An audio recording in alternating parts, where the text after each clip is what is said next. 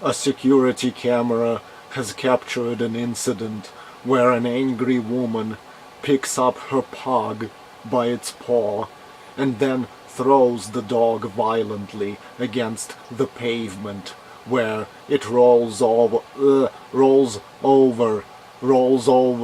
a bunch of times. This was news a while back. I don't remember the woman's name anymore. I don't remember where it happened. What we're gonna do is watch the video of the woman mistreating her dog. The woman was arrested based on what the video reveals, and that's wrong.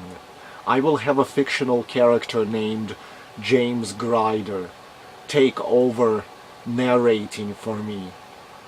James wishes he had a microphone to speak his views in an auditorium before a crowd. That's why his voice will sound the way it will. Everybody was so mad when they saw this viral video, an animal being abused. It probably upsets people more than seeing a murder of a human being would. I decided to have a series where if I hear about someone committing a crime caught on video, I will bitch about how the video should not be used against the person, and how society must pretend the video does not exist, so we can take back the surveillance-free world and culture of the 1980s, and have the future generations enjoy the same. We don't have to accept that cameras can be used to bust people. Rob Dyke makes YouTube series, so why shouldn't I have my own series where I bash the use of modern technology to arrest people? There is no shortage of viral videos of criminal acts that I can analyze like this. So let's watch the video and have James Grider take over with his speech. Living in a surveillance state like this presents an unprecedented challenge for people like me. There was a time when this woman would have gotten away with doing this to her dog, because security cameras were so expensive, hardly anyone had them, and handheld cameras were too bulky and uncomfortable to carry around. This woman obviously has a shitty life, and she is very angry. The dog might have been disobedient, causing the woman to chase after it, stressing her out and making her snap, which is why she grabbed the dog so violently by the paw and threw it. Such impulses should, on occasion, happen to even the best of us. She probably had psychological issues all her life, and fucked up people that are around her constantly, making her short-tempered. In the decades such as the 80s or the 90s of the 20th century, people didn't have to worry about getting caught on security tapes and cell phone cameras so much. Even if you were recorded on tape, there was no means like YouTube where you could upload the video to share it with others in hopes someone recognizes and identifies the woman. You would have to get the local news to air the tape if they felt it important enough to do so.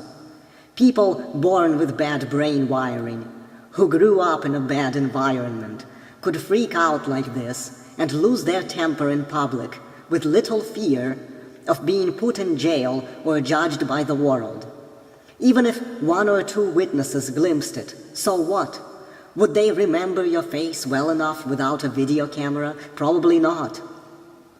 In the 1980s, if she did this to her dog, knowledge of the incident would go no farther than rumors within her immediate family, where her boyfriend, who appears in the footage, might bring up the subject or the memory during Thanksgiving dinner or something. This is where I, James Grider, propose that as a society we must actively seek a law where footage recorded by cameras cannot be used by police to arrest, to investigate or prosecute people. No more using video as evidence. This woman will be arrested for an act of an upset individual who, in the year 1983, would not have been caught because there were hardly any security cameras. Why are we purposely creating a world for ourselves where nothing any longer goes unobserved? People think it's effortless to bottle up one's rage, so what's the big deal? Of course they do. When you have no rage to bottle up, of course it's fucking easy. It's like a man standing next to a lake telling a man lost in the desert to make the same effort as him to not let thirst get to him. It should be that if a human witness can't convince the court or the police of what they've seen, then too bad.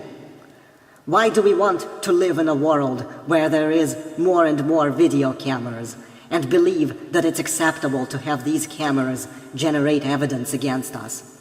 We have to accept that if something illegal is recorded on camera, the law can't act on it. We have to accept it like we accept hurricanes and earthquakes.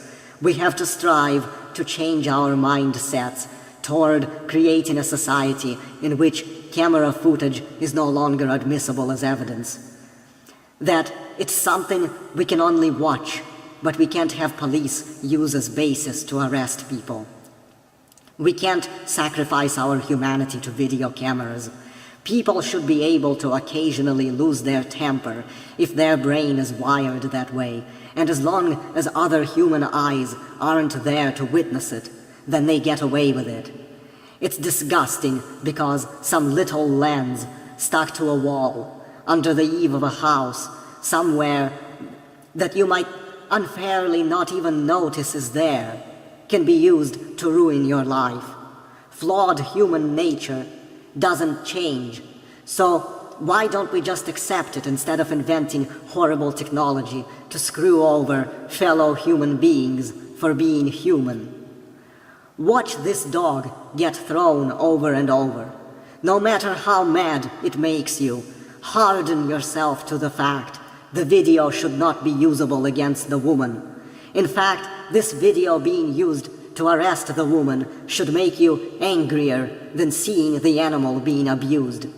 Remember, it could have been any one of you who got pissed off because you were born with a bad brain and had a bad upbringing. In the year 1980, she would not have been caught. There would have been rumors spread around about her in the neighborhood that she did it, but otherwise nothing would have come of it. So watch the video over and over and adjust your mind to the fact that she should not be arrested based on it, just like it would have been in the year 1980. We have to force our collective minds to think that way, that cameras are bad, that they take away our liberties that we would have enjoyed in the 1980s. Now, the woman doesn't necessarily have to get a free pass. Whoever saw her throw the dog could go to the woman's house at night and steal her dog and give it a better home, or maybe vandalize her house or car's retribution.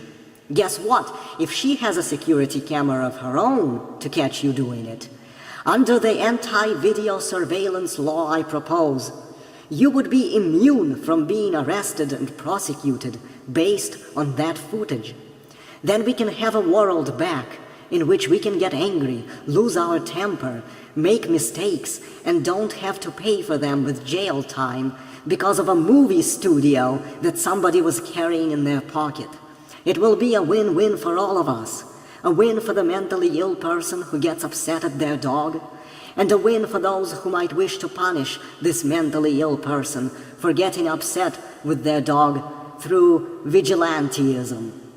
I don't care how upset this video makes you. You just have to accept the law can't and shouldn't act on it. Just like if you witnessed this in the year 1980, where you didn't have a cell phone that could record 1080p video. You simply had to accept that nothing can be done. You could have gone out there and yelled at the woman, "Why, you stupid bitch, how dare you treat your dog that way?" and maybe waved your fists and challenged her.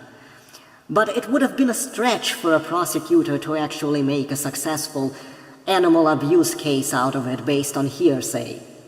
That's what was great about the 1980s. You could fuck up publicly without worry that you were recorded by some piece of shit rectangle in someone's pocket. We must take back that time